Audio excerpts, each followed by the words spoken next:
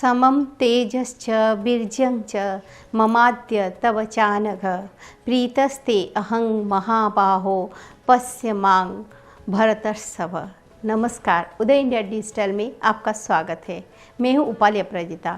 अभी जो पंक्तियाँ मैंने पढ़ी वो महाभारत के वन पर्व से ली हुई है, जो स्वयं भगवान शिव ने अर्जुन से कहा था, जिसका अर्थ है, हे अनघ, तुम्हारा तेज और पराक्रम आज मेरे समान सिद्ध हुआ है। महाबाहु भरत श्रेष्ठ, मैं तुम पर बहुत प्रसन्न हूँ। अब आप सोचेंगे कि आखिर महाभारत में भगवान शिव कहाँ से आ गए? तो मैं आपको बता दूं कि मैंने अपने विशेष कार्यक्रम भारतीय चेतना में ऐसे ही दुर्लभ कहानियों को आप सभी बेहद विशेष दर्शकों के लिए सामने लाने का फैसला किया है। तो इसी कड़ी में मैं आपको बताती हूँ कि महाभारत में कब और कैसे भगवान शिव और पांडु पुत्र अर्जुन की मुलाकात हुई। यह प्रसंग तब का है जब पांडव जुए से हारकर अपना राजपाट गवा चुके थे और वनवास भोग रहे थे।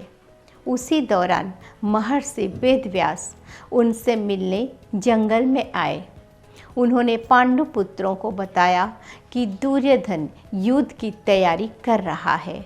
उसके पास राज सत्ता है, जिसका सहारा लेकर वो भारत के सभी राजाओं को अपने पक्ष में करता जा रहा है। यह सुनकर युधिष्ठिर बेहद दुखी हुए।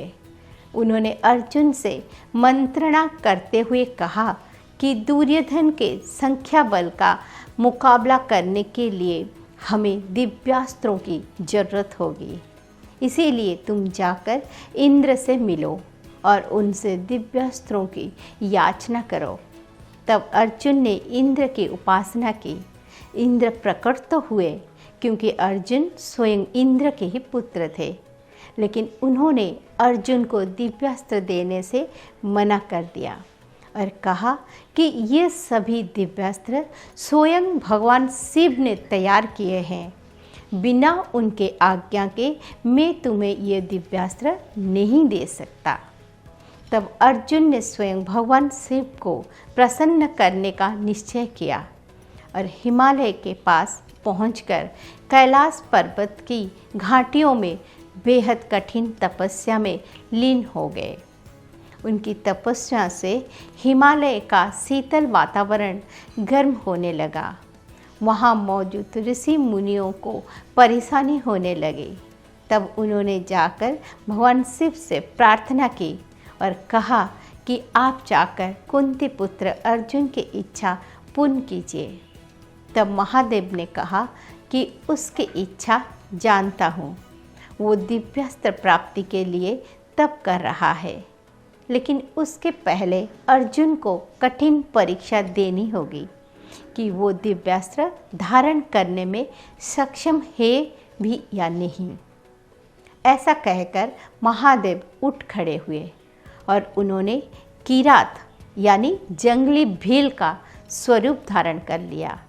उन्हें भील रूप में देखकर माता पार्वती मुग्ध हो गई और उन्होंने भी साथ चलने की इच्छा जाहिर की और भीलने का रूप धारण कर लिया।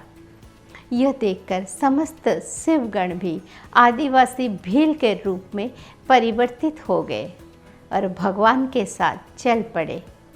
जब देवाधिदेव भगवान शिव अर्जुन के पास पहुँचे तो उन्होंने देखा कि मुक नाम का एक दानव जंगली सुअर का रूप धारण करके अर्जुन पर झपट रहा है। तब शिव जी ने उस पर तीर चला दिया। उसी समय अर्जुन भी उस पर सुकर पर तीर चलाया।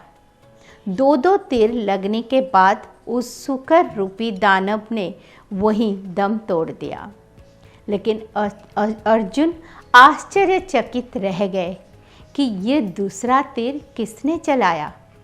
तब उसने किरात रूप धारण किए भगवान शिव को देखा, लेकिन उन्हें पहचान नहीं पाए और गुस्से में कहा कि मेरे शिकार पर तीर चलाने की तुम्हारी हिम्मत कैसे हुई। जल्दी ही इस बहस ने युद्ध का रूप ले लिया। अर्जुन ने अपना गांडीव उठा लिया और किरात रूपी भगवान शिव पर बाणों की बौछार कर दी, लेकिन वो अचरज में पड़ गए कि उनके जैसे महायोद्धा के तीरों को एक जंगली भीड़ ने गाजर मूली की तरह काट दिया। जल्दी ही अर्जुन के तीर खत्म हो गए और उन्होंने तलवार और बाहुबल से किरात को परास्त करने की कोशिश की, लेकिन अर्जुन के एक न चली।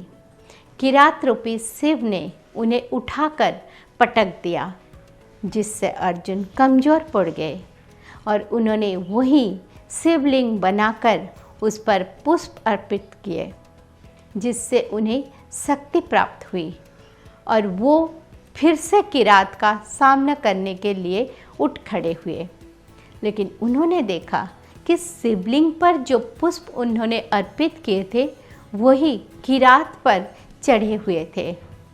अर्जुन समझ गए कि किरात रूप में वो स्वयं भगवान शिव है, लेकिन वो जल्दी ही ग्लानि में डूब गए और विलाप करने लगे कि उन्होंने अपने ही आराध्य पर हमला करने का दुस्साहस किया।